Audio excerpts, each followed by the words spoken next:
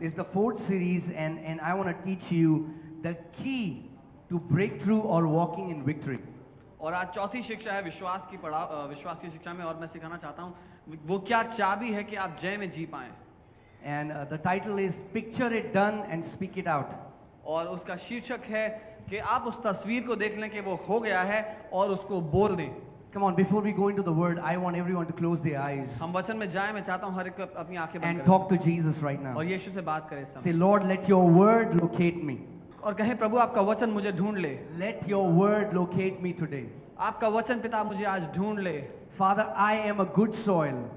प्रभु मैं पिता मैं एक अच्छी भूमि हूँ. And when the seed of the word of God और जब परमेश्वर के वचन का बीज falls on my heart, मेरे दिल पे उतरता है, Lord, it is going to produce 60-fold and 100-fold fruit. प्रभु वो 60 गुना और 100 गुना फल लाएगा.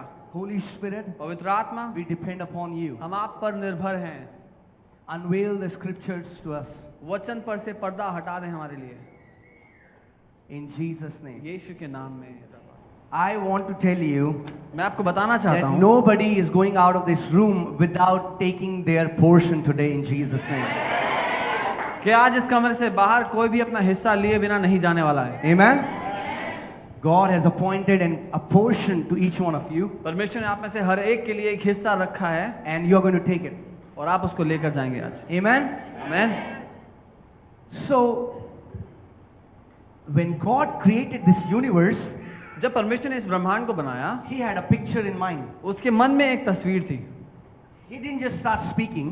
उसने ऐसे ही बोलना शुरू नहीं किया. He had a picture in mind. उसके मन में एक तस्वीर थी. When you see this world, you see an intelligent design. जब आप इस दुनिया को देखते हैं तो आप एक बुद्धिमानी से रचना की गई दुनिया देखते हैं. It is not something that came out of spontaneously. It is a well thought design, and that is the way God created this universe. ऐसा नहीं कि गलती से जो कुछ बनाया गया वो बन गया, लेकिन परमेश्वर ने अच्छी तरह सोच समझ कर बनाया जो बनाया. So it's not like that when God spoke the universe, He wanted the planets to be square, but they became round. तो ऐसा नहीं था. जब परमेश्वर ने ब्रह्मांड को देखा तो वो चाहता था कि जो प्लैनेट्स हैं वो स्क्वायर आकार में, डब्बे के आकार में हो, लेकिन वो गलती से गोल बन गए. The planets are spherical because that's the way God designed it. और जितने प्लैनेट्स हैं वो गोलाकार में इसीलिए क्योंकि परमेश्वर ने उसको वैसा बनाया. When you see the water, the mountains, the way He created galaxies is exactly the way He designed it. जब आप पानी, पहाड़ और गैलेक्सीज को देखते हैं तो वो वैसा ही है जैसा उसने तस्वीर देखी अपने मन में. And when He had that picture in mind, He used His faith and spoke it, and that came into being. और जब परमेश्वर के मन में वो तस्वीर बन गई, उसने अपने विश्वास का इस्तेमाल किया और बोल दिया, और जब बोला तो ब्रह्मांड वैसा बन गया जैसा उसके मन में था. The problem so many Christians are suffering is not because Satan is strong, it's because their picture is wrong. जो कारण है कि बहुत से मसीह अपनी जिंदगी में समस्याओं में है, वो इसलिए नहीं कि शैतान बलशाली है, लेकिन इसलिए क्योंकि मसीह लोगों के मन में जो तस्वीर है वो खराब है. Because from pulpit a wrong picture has been preached so long, and they have heard it and they have believed it, and according to their picture they speak, and because the picture is wrong, the creation is wrong. क्योंकि pulpit से बहुत लंबे समय से एक गलत तस्वीर के बारे में प्रचार किया गया है, और क्योंकि प्रचार करने के कारण जो तस्वीर बनी है वो बुरी है, तो जीवन पे जो उसका परिणाम है वो बुरा है. Amen? And the renewal of mind simply means we are going and we are changing the picture that the world or the Satan or the religion gave us, and we are recreating that picture, and we are receiving the picture that comes from the word of God. और मनों को नया करना और कुछ नहीं, लेकिन वो तस्वीर जो शैतान ने या फिर गलत शिक्षाओं ने दिया या दुनिया ने दिया, उस तस्वीर को हटा करके एक सही तस्वीर लगाना जो परमेश्वर के वचन के मुताबिक बनी है. Amen? Come on, turn to your neighbor and say, neighbor, God is about to change your picture. पड़ोसी, परमेश्वर आपकी तस्वीर बदलने वाला है. Amen? And let me tell you, it's going to be a glorious picture. और मैं बता दूं कि वो महिमा से भरी हुई तस्वीर होने वाली है. Amen? God will never give you a bad picture. परमेश्वर कभी भी आपको एक बुरी तस्वीर, बुरी छवि नहीं देगा. Amen? So if you want to change your life, अगर अपनी जिंदगी बदलना चाहते हो, it will not happen by going to men and women of God and them laying their hands on your head. तो ये परमेश्वर के लोगों के पास जाकर के उनके हाथ अपने सर पे रखवा करके नहीं होगा. I am not against that. There is a place for that in the kingdom. मैं उसके विरोध में नहीं हूँ. राज्य में एक जगह है उसकी अपनी. But if you don't take responsibility and accountability of your life and expect that you will go from revival meetings to conferences and it will change your life, you know, how has that been working out for you? लेकिन अगर आप अपनी जिंदगी की जिम्मेदारी नहीं लेंगे, अपने निर्णयों की जिम्मेदारी नहीं लेंगे और एक सभा से दूसरी सभा जाते रहेंगे तो कुछ नहीं होगा। आज तक जिंदगी कैसी रही है, ऐसा करने के कारण वो देख लो। Amen? Come on, say this after me. It's time to change the picture in my heart. मेरे साथ बोलो, ये समय है अपने दिल की तस्वीर बदल दूं। Amen? And that's what I want to teach you today. और यही मैं आज सिखाना चाहता हूँ। And I can give you guarantee. और मैं आपको गारंटी दे सकता हूँ, Those areas where you have never seen breakthrough, you will see breakthrough if you change the picture. आपके जीवन के वो क्षेत्र जहां पर आपने आज तक छुटकारा नहीं देखा, आप उस क्षेत्र में छुटकारा देखेंगे। Amen?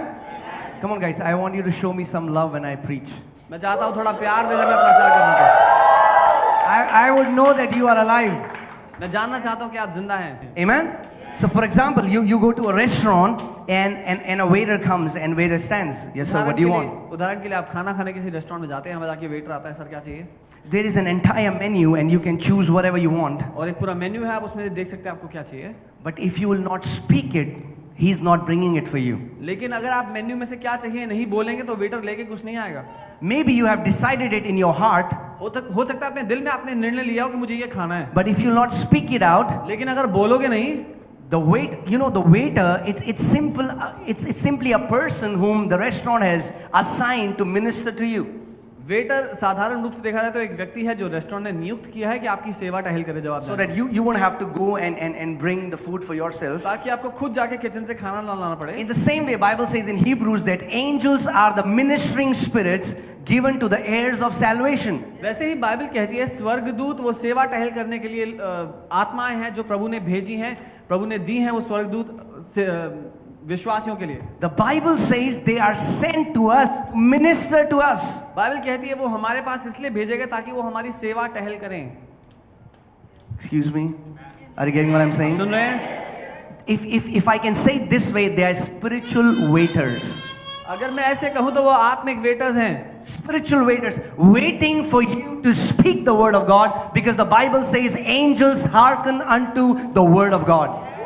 और अगर ऐसा कहूँ तो वो आत्मिक वेटर्स हैं जो इंतजार कर रहे हैं आपके मुंह से वचन के निकलने का, क्योंकि बाइबल कहती है कि स्वर्गदूत इंतजार करते हैं परमेश्वर के वचन को सुनने का। They are waiting for you to speak the right thing so that they can be activated. वो इंतजार कर रहे हैं आपके मुंह से सही बात निकलने का ताकि वो काम पे लग जाएं। But the problem, isn't it so amazing that it's so easy to speak negative than to speak the right thing? क्या ये हैरानी की बात नहीं कि बुरा बोलना या नकारात्मक बोलना इतना आसान है अच्छा बोलना या सकारात्मक बोलने से? Why? क्यों? Because you're surrounded by negative people. क्योंकि आप नकारात्मक लोगों से घिरे रहते हो। You go to your office office जाओ and maybe there's a guy sitting next to you, बगल में कोई बैठा होगा, all the time complains about how bad his job is. सारा टाइम बताता है कितनी बुरी है उसकी नौकरी, And maybe you love your job. और शायद आपको नौकरी पसंद हो, And all the time he cribs about how bad his boss is. लेकिन वो सारा समय रोते रहता है कि बॉस कितना बुरा And है। maybe you don't have a problem with your boss, और आपको शायद बॉस से दिक्कत but ना हो, because you hear him so much, लेकिन क्योंकि आप हर समय उसकी बातें सुनते हो, you will become negative आप भी नकारात्मक हो जाओगे, and the words will start coming out from your mouth. और वही बातें आपके मुंह से निकलने लगेंगी। Are you getting what I'm saying? I want to teach you a principle today. Okay? इसलिए मैं एक सिद्धांत सिखाना चाहता हूँ आपको। Proverbs chapter 18 verses 21. नीति वचन 8 18:21. 18 उसका 21। If you're there, say amen. Are you there? पहुंच गए? Can you give me a nice amen? All right, awesome. Death and life are in the power of the tongue. मौत और जिंदगी जीभ की सामर्थ्य में है। Death and life are in the power of tongue. मृत्यु और जीवन जीभ की सामर्थ्य में है। God never said that death and life are in the power of my tongue. He says death and life are in the power of tongue. परमेश्वर ने ये कभी नहीं कहा कि मृत्यु और जीवन मेरी जुबान की सामर्थ्य में है, उसने कहा मृत्यु और जीवन जुबान की सामर्थ्य में है। And those who love it will eat its fruit. और जिनको इससे प्यार होगा वो उसका फल खाएंगे। If you're continuously speaking death, अगर आप हर समय मौत बोलते हो, hallelujah, guess what you are getting? तो क्या मिलेगा? Don't blame God, don't blame your neighbors, don't blame your dad. It's the words that you have spoken. परमेश्वर को दोष ना दे, अपने माँ बाप को दोष ना दे, अपने पड़ोसियों को दोष ना दे, लेकिन वो वचन जो आपने मुंह से बोले हैं वो हैं। What are the words that you are continuously speaking? क्या है वो बातें जो आप हर समय बोलते हो? Because whatever you are speaking, and I'm not saying a one-time event. क्योंकि जो कुछ आप बोल रहे हो, और मैं एक बार गलती से बोल दिया वाली घटना नहीं कह रहा हूँ। I'm talking about the things that you have constantly said about yourself over the years. लेकिन मैं उन बातों के बारे में बात कर रहा हूँ जो आप हमेशा से इतने सालों दर साल अपने ऊपर बोलते आए हैं। You know what? Nobody loves me. पता है कोई मुझसे प्यार नहीं करता, Nobody loves me. किसी को मुझसे प्यार नहीं Nobody है। loves कोई me. मुझसे प्यार नहीं करता, Nobody कोई loves मुझसे me. प्यार नहीं करता, Nobody loves कोई me. मुझसे प्यार नहीं Nobody करता, loves कोई me. मुझसे प्यार नहीं करता, Nobody कोई loves me. मुझसे प्यार नहीं And करता। people try to go and love you, but there is this repulsion that comes from you because you have spoken it so many times that it becomes impossible to love you.